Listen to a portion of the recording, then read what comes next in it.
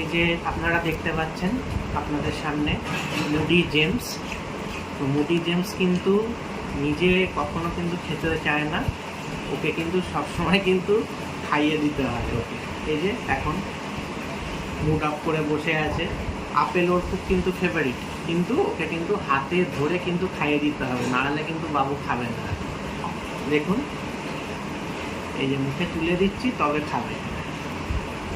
দেখতে পেয়েছেন তো ওর মুখটা কীরকম।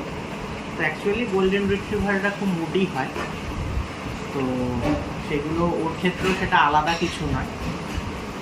তো এক এক সময় যখন মুড খুব ভালো থাকে নিজেই খেয়ে নেয়, আবার এক এক সময় ওকে খাইয়ে দিতে হয়, হয়তো ওর খুব প্রিয় জিনিস কিন্তু সেটাও সামনে বসে দিলেও কিন্তু খাবে না।